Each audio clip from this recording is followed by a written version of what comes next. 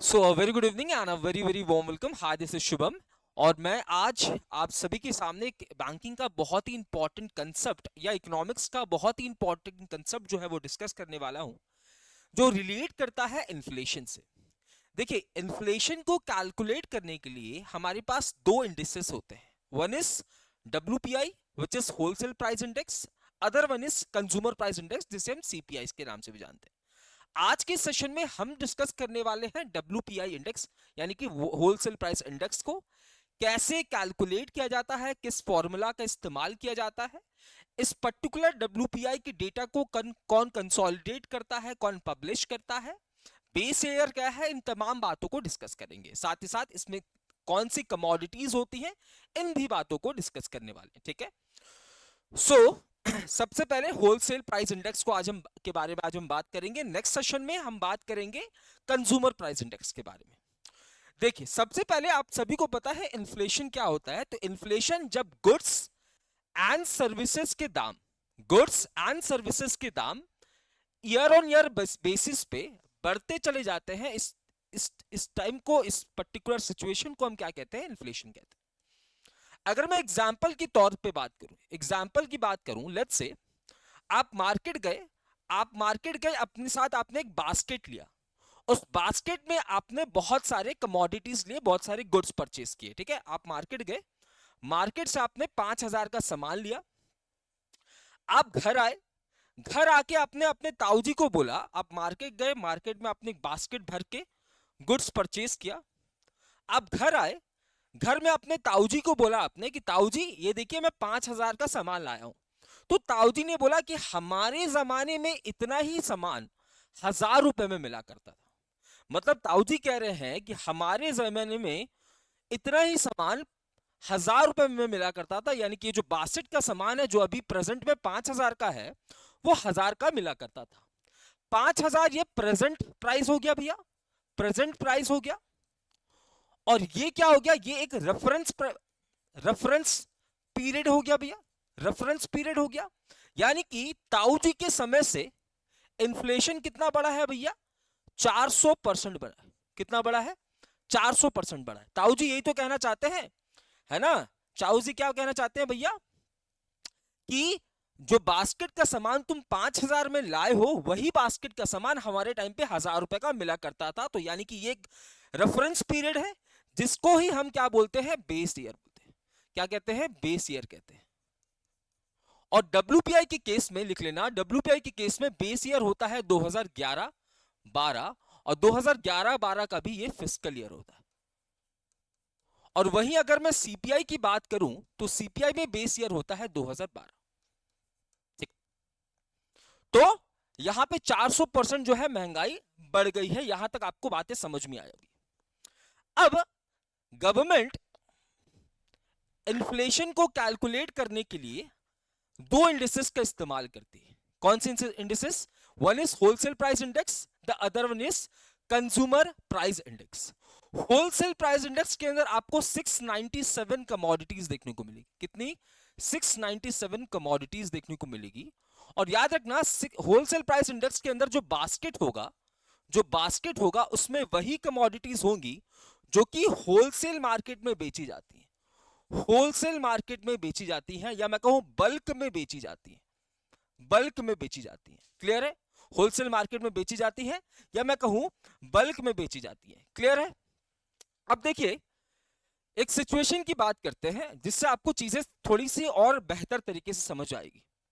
Manufacture goods को manufacture करता है, उसके बाद ये इसे होलसेलर को बेच देता है। किस प्राइस में? तो मैन्युफैक्चर प्राइस में। किस प्राइस में बेच देता है? मैन्युफैक्चर प्राइस में, या मैं कहूं प्रोड्यूसर प्राइस में। प्रोड्यूसर प्राइस में इसे बेच देता है। वही होलसेलर रिटेलर को यही सामान बेच देता है होलसेलर प्राइस में। होलसेलर प्राइस में। और वही रिटेलर कंज्यूमर को यही गुड्स रिटेल प्राइस में बेचता है, या फिर कंज्यूमर प्राइस में बेचता है। अगर मैं बात कर रहा होता यहां पे CPI की, तो मुझे इनसे मतलब नहीं है। CPI में कंज्यूमर गुड्स होती हैं जो कि कंज्यूमर खरीद रहा है। बट मैं बात कर रहा हूं, आज हम कंसेप्ट समझेंगे डब्ल्यूपीआई की, होलसेल प्राइस इंडेक्स की। तो यहां होलसेलर जिस रेट पे रिटेलर को बेच रहा है उसके बारे में बात होगा। अगर मैं कैलकुलेट करूं यहां पे एवरेज प्राइस लेवल, अगर मैं यहां पे एवरेज प्राइस लेवल को कैलकुलेट करूं, प्राइस लेवल को कैलकुलेट करूं, तो इसके लिए हमें प्रोड्यूसर प्राइस इंडेक्स कैलकुलेट करने की जरूरत होगी, प्राइस इंडेक्स को कैलकुलेट करने की जरूरत होगी, यहां पे होलसेलर प्राइस इंडेक्स को कैलकुलेट करने की जरूरत होगी, और यहां पे हमें सीपीआई या कंज्यूमर प्राइस इंडेक्स को कैलकुलेट करने की जरूरत होगी। लेट्स से मैन्युफैक्चर कोई कमोडिटी 10 रुपए में बेचता है किसे, होलसेलर को। होलसेलर वही कमोडिटी रिटेलर को 15 रुपए में बेचता है, कुछ अपने एक्सपेंसेस कुछ अपने प्रॉफिट को ऐड करके, और वही रिटेलर 5 रुपए का प्रॉफिट कुछ एक्सपेंसेस जोड़ के इसे 20 रुपए में बेच देता है। यानी कि आपको पता चला कि जब यहां पे दाम 10 रुपया था तो यहां 15 था, यहां पे 20 था। अगर जैसे ये प्राइस बढ़ेगा तो ऑब्वियसली ये भी प्राइस बढ़ेगा, इसका भी प्राइस बढ़ेगा, और जैसे ही इसका प्राइस घटेगा यहां भी प्राइस घटेगा और यहां भी प्राइस घटेगा। यानी कि गवर्नमेंट अगर चाहे तो इन्फ्लेशन को यहीं पे पकड़ सकती है। अरे गवर्नमेंट देखेगी कि अरे कोई माल पहले 10 रुपए का बिक रहा था, अब क्योंकि रॉ मटेरियल्स के दाम बढ़ गए हैं इस वजह से इसे 12 रुपए का बेचेगा कौन, मैन्युफैक्चरर होलसेलर को। तो ऑब्वियस सी बात है होलसेलर भी बढ़ा के बेचेगा एंड रिटेलर भी बढ़ा के बेचेगा, तो कंज्यूमर तक पहुंचेगा जब, तो इन्फ्लेशन का सिचुएशन अपने आप आ जाएगा। तो अगर गवर्नमेंट चाहे तो इन्फ्लेशन को यहीं पे कंट्रोल कर सकती है। गवर्नमेंट को पता चल गया रॉ मटेरियल का दाम बढ़ रहा है तो भैया इसको होलसेलर 12 रुपए में बेचेगा, तो यहां भी कस्टमर के प्राइस पॉइंट में ये इफेक्ट करेगा। तो यहां पे अपनी मॉनेटरी पॉलिसी टूल्स या फिर फिस्कल पॉलिसी की मदद से गवर्नमेंट जो है यहां पे इन्फ्लेशन को कंट्रोल कर सकता है। बट इंडिया के अंदर हम लोग पीपीआई नहीं लेते, प्रोड्यूसर प्राइस इंडेक्स को कैलकुलेट नहीं करते हैं, है ना, बल्कि हम इन्फ्लेशन को कैलकुलेट करते हैं इस दो पर्टिकुलर इंडिसेस की मदद से, इस दो पर्टिकुलर इंडिसेस के मदद से। ये बात आपको याद रखने की जरूरत है, ठीक है। अब बात करते हैं इन्फ्लेशन की तरफ आ गए। याद रखना इन्फ्लेशन को कैलकुलेट करने के लिए दो इंडिसेस है हमारे पास, ठीक है। डब्ल्यूपीआई कैलकुलेट किया जाता है, डब्ल्यूपीआई कैलकुलेट किया जाता है मैक्रो लेवल पॉलिसी मेकिंग के लिए, मैक्रो लेवल पॉलिसी जब बनाती, मैक्रो लेवल पॉलिसी मेकिंग के लिए, ठीक है। सीपीआई कैलकुलेट किया जाता है माइक्रो लेवल पॉलिसी मेकिंग में, माइक्रो लेवल पॉलिसी मेकिंग में इसे कंसीडर किया जाता है। बट आज हम बात करेंगे सिर्फ होलसेल प्राइस इंडेक्स के बारे में, ठीक है। अब होलसेल प्राइस इंडेक्स में, है ना, आपको टोटल मैंने आपको बताया 697 कमोडिटीज होती है।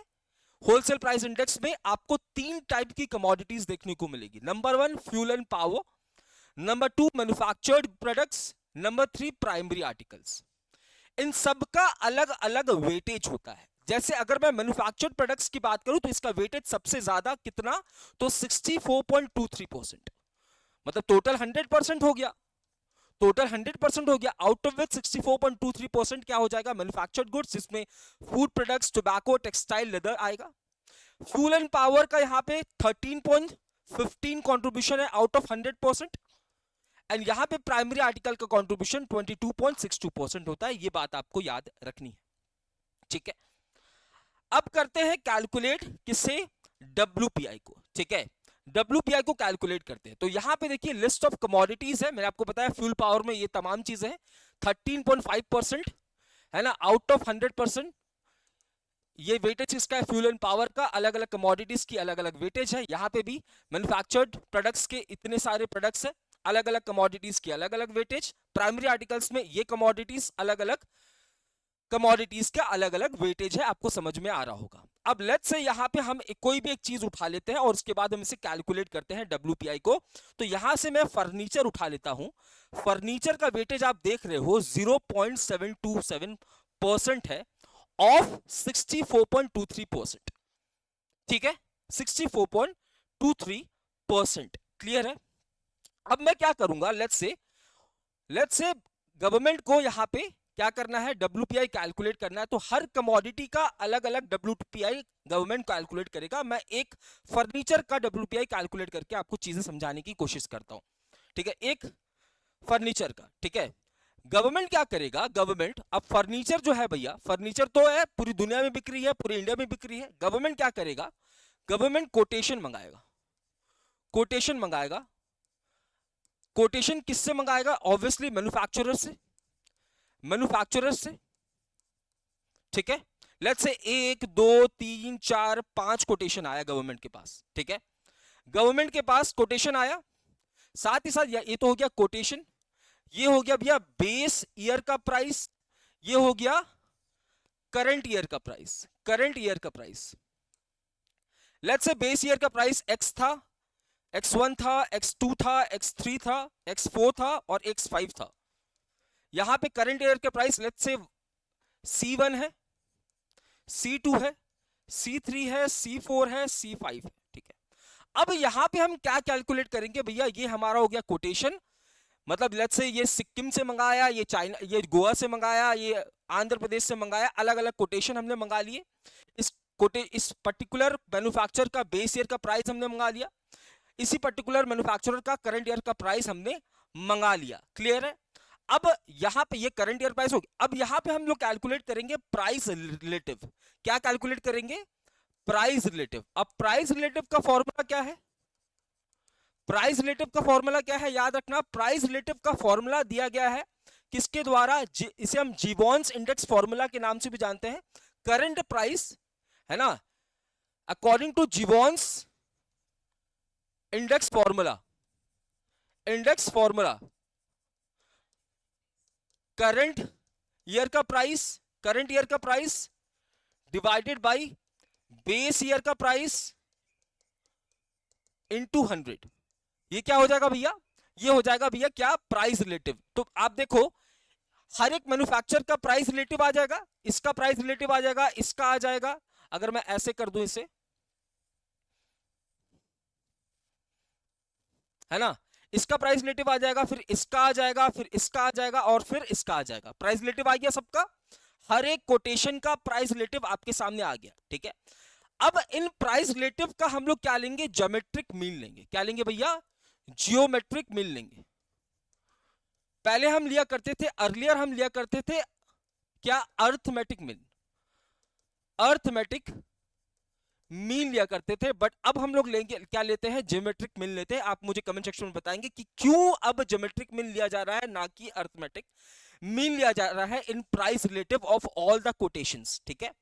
और ये जो वैल्यू आएगी, ये जो ज्योमेट्रिक मीन की वैल्यू आएगी, उसी को हम क्या बोलते हैं, इसी को हम बोलते हैं elementary price index of furniture, क्योंकि हम फर्नीचर का कैलकुलेट कर रहे हैं। और इसी तरीके से आप ईच एंड एवरी, यहां पे लिख लो, each and every commodity, each and every commodity का आपको elementary price index, each and every commodity का आपको एलिमेंट्री प्राइस इंडेक्स कैलकुलेट करने की जरूरत होगी, एलिमेंट्री प्राइस इंडेक्स कैलकुलेट करने की जरूरत होगी। बात समझ गए, कोटेशन मंगाया, कोटेशन के बाद बेस ईयर का प्राइस, करंट ईयर का प्राइस, प्राइस रिलेटिव कैलकुलेट कैसे किया, जीवॉन्स इंडेक्स फॉर्मूला से, जहां पे current year price divided by base year price into 100। हमें क्या मिला भैया, प्राइस रिलेटिव मिल गया, प्राइस रिलेटिव मिल गया तो ज्योमेट्रिक मीन आ गया। ज्योमेट्रिक मीन की जगह पे पहले अर्थमेटिक मीन आया करता था, ज्योमेट्रिक मीन जो आएगा उसी को हम elementary price index of furniture के नाम से और फर्नीचर बोलेंगे, है ना। कोई और कमोडिटी होता तो कोई और कमोडिटी बोलते। तो यहां पे जैसे मैंने फर्नीचर का निकाल लिया, ऐसे गवर्नमेंट सभी का डेटा निकालेगी, सभी का डेटा आपके सामने निकालेगी। उसके बाद क्या होगा भैया, उसके बाद ये जो एलिमेंट्री प्राइस इंडेक्स हमने कैलकुलेट किया, ये जो एलिमेंट्री प्राइस इंडेक्स हमने कैलकुलेट किया, उसको हम क्या मानेंगे, ये जो एलिमेंट्री प्राइस इंडेक्स हमने कैलकुलेट किया है किसका, फर्नीचर का, उसे हम कंसीडर कर लेते हैं क्या, I1। क्या कंसीडर कर लेते हैं, I1 कंसीडर कर लेते हैं, ठीक है। उसके बाद weightage of furniture, weightage of furniture let's say W1 हमने मान लिया, वेटेज ऑफ फर्नीचर को लेट्स से हमने, वेटेज ऑफ फर्नीचर को लेट्स से भी हमने W1 मार लिया। इसके बाद हमारे पास एक फॉर्मूला है प्यारेलाल का फॉर्मूला, जिसे हम लेस्पियर्स, है ना, LASPEYRE, LASPEYRE लेस्पियर्स फॉर्मूला, है ना, लेस्पेयर्स फॉर्मूला बोलता है कि WPI इज इक्वल टू, है ना, I1 plus W1 divided by W1। ठीक है, यहां पे सफिक्स I1 प्लस W1 बटे में W1। ठीक है, क्लियर है। अब यहां पे I1 क्या है, I1 तो भैया ये है, I1 क्या है, एलिमेंट्री प्राइस इंडेक्स, जो कि हमने निकाला था जीवॉन्स फॉर्मूला से। W1 क्या है भैया, अभी मैंने आपको बताया, W1 क्या है, वेटेज ऑफ फर्नीचर है। और यहां W1 क्या है भैया, टोटल वैल्यू, है ना। टोटल वैल्यू कितनी है, अरे टोटल वैल्यू 100 ही तो है ये, तो टोटल वैल्यू यहां पे क्या हो जाएगी, 100 हो जाएगी। ठीक है, तो ये फॉर्मूला होता है किसका, लेस्पेयर्स फॉर्मूला, जिसके थ्रू हम लोग क्या करते हैं, होलसेल प्राइस इंडेक्स को कैलकुलेट करते हैं। यहाँ पे I1 elementary price index of furniture, कोई और कमोडिटी होती है तो उसका नाम लेता मैं जीवंस फॉर्मूला से, weightage of furniture W1, and Laspeyres formula का फॉर्मूला होता है I1 plus W1 divided by W1। ठीक है, याद रखना WPI को जो हम मेजर करते हैं ना, WPI को हम मेजर, जो WPI का मेजरमेंट होता है, WPI का जो मेजरमेंट होता है वो मंथली बेसिस पे होता है, मंथली बेसिस पे होता है ना। 14th ऑफ ईच मंथ को इसको कैलकुलेट किया जाता है, ईच मंथ, है ना, ईच मंथ को ये कैलकुलेट की जाती है, 14th ऑफ ईच मंथ को इसे कैलकुलेट की जाती है। और अगर मैं WPI को पब्लिश कौन करता है बात करूं, इकोनॉमिक एडवाइजर जो कि मिनिस्ट्री ऑफ कॉमर्स के अंदर आएगी, है ना। और अगर मैं एग्जैक्ट ऑर्गेनाइजेशन की बात करूं तो ये DPIIT होने वाली है। इससे पहले नोट डाल के लिख लेना, अर्लियर बिफोर 2019 DIPP से कैलकुलेट करती थी या पब्लिश करती थी। ठीक है, अगर बात करूं बेस ईयर किसकी, WPI की, तो WPI का बेस ईयर हो जाता है 2011-12, CPI का बेस ईयर हो जाता है 2012। फूड बास्केट कितने आइटम्स है, 697 कमोडिटीज है। और एक चीज और मैं आपको बताना भूल गया कि जो कोटेशंस मंगाए जाते हैं, जितना ज्यादा कोटेशन होगा, ऑब्वियस सी बात है ना, यहां 5 कोटेशन है, अगर 50 होते तो प्राइस रिलेटिव कुछ और होता, ज्योमेट्रिक मीन कुछ और होता, एलिमेंट्री प्राइस इंडेक्स कुछ और होता, और उसका प्रभाव WPI की कैलकुलेशन में ही पड़ता। तो लिख लेना, जितना ज्यादा द मोर कोटेशन का मतलब होता है, मोर एक्यूरेट WPI डेटा। और प्रेजेंट में अगर कोटेशन की बात करूं, प्रेजेंट में कितने कोटेशंस का इस्तेमाल किया जा रहा है, तो प्रेजेंट में 8331 कोटेशन का इस्तेमाल किया जा रहा है। सो ये हमारा न्यूज था। और एक चीज और आपको यहां पे याद रखने की जरूरत है, ठीक है, कि ये जो ये बेस प्राइस करंट प्राइस है ना, इसमें हम लोग इनडायरेक्ट टैक्सेस को इंक्लूड नहीं करते। ठीक है, indirect taxes are not included, है ना। ये जो बेस ईयर का प्राइस है, करंट ईयर का प्राइस है, इसमें इनडायरेक्ट टैक्सेस को नॉट इंक्लूडेड।